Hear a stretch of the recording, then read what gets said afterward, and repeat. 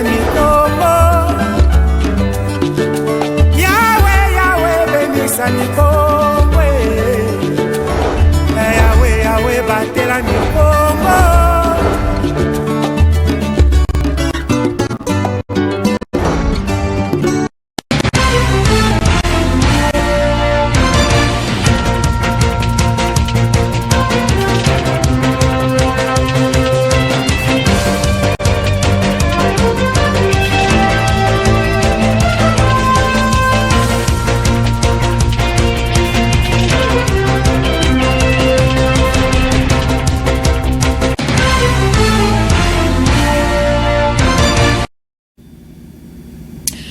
Le plaisir est toujours le même de vous retrouver pour vous informer. Mesdames, Mesdemoiselles et Messieurs, bonsoir et bienvenue dans ce journal.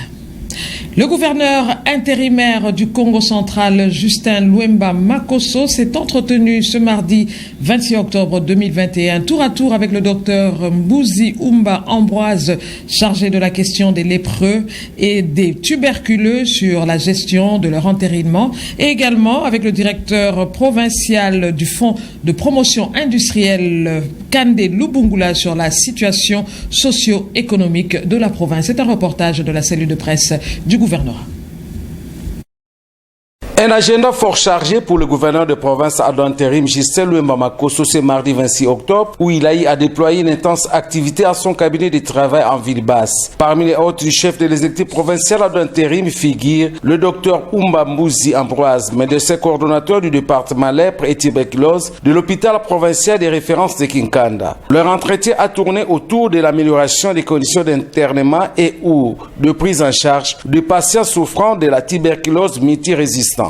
Nous voulons obtenir l'engagement du gouverneur pour organiser cette journée de plaidoyer que nous voulons faire pour arriver à améliorer davantage les conditions d'hébergement des malades tuberculeux multirésistantes que nous logeons dans l'hôpital général de France de Kinkanda. Et nous sommes très contents de la bonne réponse que nous avons reçue du gouverneur qui déjà à ce jour prend l'engagement et il est prêt à nous appuyer pour que ce bâtiment soit réhabilité. L'autre rendez-vous du jour, c'est avec le nouveau directeur provincial du Fonds de promotion industrielle FPI, en sigle Kande Lubungula. Avec lui, ils ont évoqué différents problèmes d'ordre socio-économique en province, mais aussi de certaines dispositions innovantes sur l'octroi des prêts. Avec son excellence, on a essayé de passer un peu en revue les grands problèmes de l'air en ce qui concerne la province. On a essayé d'échanger rapidement. Je crois qu'il y aura des solutions en vue. Et ce sont les problèmes qui concernent le développement de la province.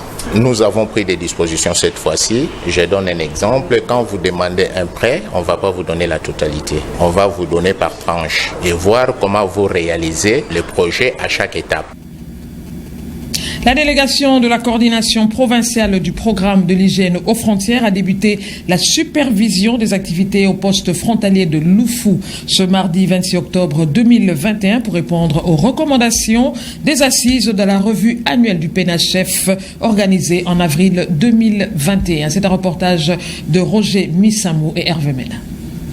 Après la cité de Louzi, les coordonnateurs provinciaux du PNHF, Dr Antoine Yoba et toute sa suite séjournent dans la cité frontalière de Loufou. Dans la matinée de ce mardi 26 octobre 2021, Dr Antoine Yoba a échangé avec les agents de ces services spécialisés du ministère de la Santé publique, Hygiène et Prévention affectés dans différentes antennes du poste de Loufou. Question pour lui de présenter les membres de sa délégation et motiver l'opportunité de cette tournée de supervision des activités de chaque poste en se référant à la mission et au mandat du PNHF, mais aussi aux recommandations qui ont découlé de la revue annuelle organisée en avril 2020. Cette rencontre s'est déroulée au restaurant La Rosie. Au sortir, les membres de la coordination provinciale ont débuté la supervision dans différents départements, au secrétariat, au département de l'informatique, à l'administration, le service des finances et au département technique. De son côté, le coordonnateur provincial du PNHF a eu un entretien avec le chef de poste et les staffs du centre hospitalier du PNHF qui reste jusqu'à ce jour la structure sanitaire pilote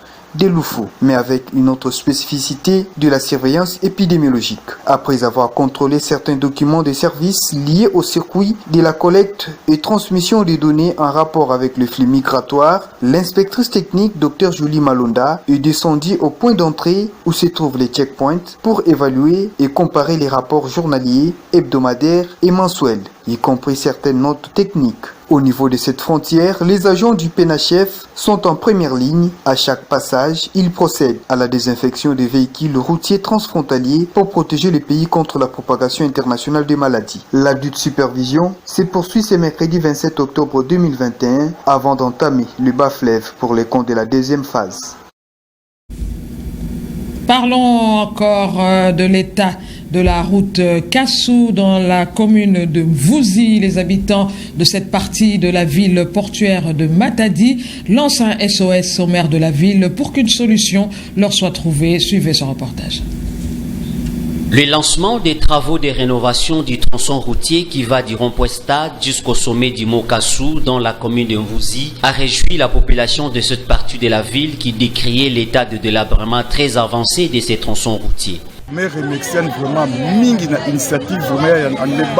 Je remercie le maire de la ville pour cette initiative. Cela fait beaucoup de temps que cette route est restée délabrée. Je ne peux que les remercier, tellement on avait perdu espoir. Lancé depuis le mois de mai de l'année en cours par le maire de la ville, Patin Zouziwa Makengedi, l'exécution de ces travaux s'est fait à pas de tortilles. Interviewé par la rédaction de Ma Bannière Télévision, Derek Dissila, ingénieur exécutant, avait rassuré l'opinion publique sur la qualité des travaux et la durée de l'exécution. Vous voyez qu'il n'y a pas la circulation des véhicules, donc on a bloqué la route pour un certain temps. Dans 4 ou 5 mois, la route serait déjà praticable. À ce jour, la population constate que le niveau d'exécution de ces travaux reste en deçà de la moyenne. Face à cette situation, les usagers de cette route expriment leur impatience et sollicitent l'implication du gouverneur intérimaire Justin Luemba Makosso.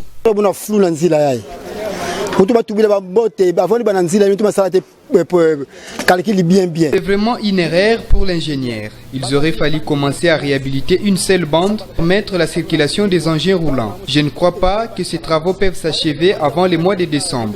Nous sollicitons donc l'implication du gouverneur intérimaire Justin Luemba Makosso afin d'accélérer les travaux de réhabilitation de cette montagne. Contacté à ce sujet, ingénieur Derrick n'a pas été disponible afin de fournir les explications sur la lenteur observée dans l'exécution de ces travaux. Les nouveaux membres du nouveau bureau de la Commission électorale nationale indépendante ont prêté serment ce mardi 26 octobre 2021 devant la Cour constitutionnelle de la République démocratique du Congo à Kinshasa.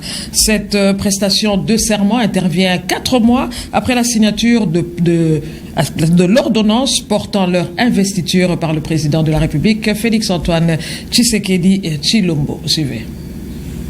Respecter la Constitution et les lois du pays, remplir loyalement leurs fonctions, garder le secret des délibérations de vote pendant et après l'exercice de leurs fonctions sont les vœux des 12 membres investis sur 15 prévus par la loi ainsi que le nouveau président de la Commission électorale nationale indépendante devant le juge de la Cour constitutionnelle ce mardi 26 octobre 2021 à Kinshasa. Moi, Denis Kadima Kazali, président de la Commission électorale nationale indépendante, je jure sur l'honneur de respecter la Constitution et les lois de la République démocratique du Congo, de remplir loyalement et fidèlement les fonctions de membre de la Commission électorale nationale indépendante.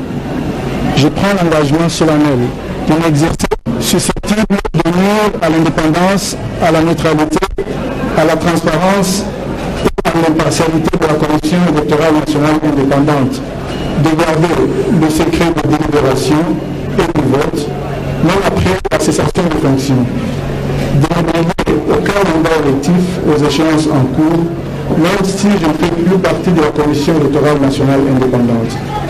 Il s'est dénoté que la Commission électorale nationale indépendante est l'une des institutions d'appui à la démocratie en République démocratique du Congo. Elle est autonome tant administrativement que financièrement. Légalement, son mandat consiste à garantir des élections libres et démocratiques. Toujours dans ce même registre de prestation de serment des nouveaux membres de la Commission électorale nationale indépendante, M. Bagui Bakodila et Simon Loussonso, qui sont respectivement coordonnateurs national du NUJEC et cadres de l'ABACO, ont réagi au micro de Marie-France Ebengo et bienvenue Nsoni. On a un sentiment d'abord patriotique de voir les choses marcher comme il se faut, bien qu'entachées de diverses irrégularités. La CENI est là, nous voulons des élections apaisées quant à ce qui concerne la République démocratique du Congo, puisque les hommes passent, mais les institutions restent et la République demeurera République démocratique du Congo. Nous voulons vraiment une équipe, bien que jusqu'au jour d'aujourd'hui ils sont encore à couteau tiré, nous voulons vraiment une équipe qui travaillera pour la République et non pour les individus. Le chef de l'État a entériné la candidature de Denis Kadima. Aujourd'hui, Denis Kadima et son équipe ont prêté serment devant la Cour constitutionnelle. Moi, étant citoyen congolais, nous ne pouvons pas nous éterniser autour des débats qui ne produiront rien pour la République ou pour l'avenir de notre Congo.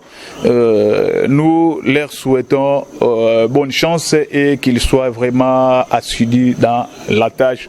Par rapport à la manière dont ce processus a évolué, ça a frustré beaucoup de Congolais. Le vin est tiré, il faut le boire, la machine électorale doit fonctionner, mais les combles que je vois déjà un processus électoral, n'est-ce pas, tumultueux au regard même de l'évolution, la manière dont, n'est-ce pas, ces animateurs ont été désignés et internés. Donc nous sommes Congolais, nous voulons que les élections soient organisées dans les délais de la loi. Ce sont des hommes qui ont des défauts, qui ont des qualités. Ce que je peux dire à ces animateurs, d'être au service de la population, nonobstant tout ce qui a été relevé comme défaut dans les chefs des uns et des autres, mais qui soit au service du peuple. Nous organiser des élections démocratiques, libres, transparentes et apaisées, c'est le souhait de tous les Congolais.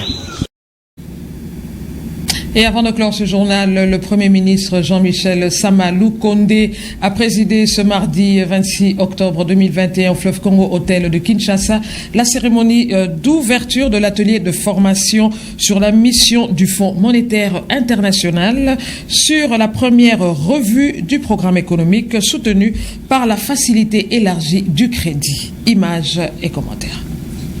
La cérémonie d'ouverture a connu la présence du ministre des Finances, Nicolas Kazadi, de la gouverneure de la Banque centrale du Congo, Madame Malango Kabedimbouy Marie-France, et de la chef des missions du Fonds monétaire international pour la RDC, Madame Mercis Vera Martin. Dans son mot de bienvenue, le ministre des Finances a relevé qu'à la faveur de l'alternance démocratique intervenue en 2018, le président de la République Félix Tshisekedi a donné une nouvelle impulsion qui a permis la conclusion du programme économique avec le FMI en juillet 2021. À en croire Nicolas Kazadi, la première revue qui fait l'objet de la présente mission du FMI permettra de démontrer les efforts déployés par le gouvernement pour rencontrer les différents engagements tant en ce qui concerne les critères quantitatifs que le repère structurel. Prenons la parole, le Premier ministre Jean-Michel Sama Lukonde a salué l'accompagnement et le soutien du FMI aux efforts de son gouvernement tout en se félicitant pour les résultats enregistrés jusque-là. Je procède ce jour au lancement officiel de la réunion de la commission paritaire gouvernement-banc syndical de l'administration publique. Conformément à son engagement pris devant l'Assemblée nationale et dans le cadre de sa politique de modernisation de l'administration publique, le gouvernement de la République a pris l'option du dialogue comme meilleure méthode de résolution de tous les problèmes qui pourraient se poser. Promouvoir le dialogue social pour toutes et pour tous. Tel est le credo inscrit en bonne et due forme dans son programme d'action 2021-2023 du gouvernement. À noter que le programme formel entre la RDC et le FMI assortent d'une facilité élargie de crédit de 1,5 milliard de dollars américains vise en termes d'objectifs globaux à maintenir la stabilité macroéconomique grâce à une gouvernance améliorée des finances publiques, à accroître la mobilisation des recettes publiques en vue de dégager un espace budgétaire propice au financement des investissements publics, investissements structurants et des secteurs sociaux, notamment la santé et l'éducation. Voilà, c'est par ici que prend fin ce journal. Merci à Christian Timba pour la réalisation de cette édition. Merci à vous de nous avoir suivis. Bonne soirée chez vous sur Ma Bannière Télévision.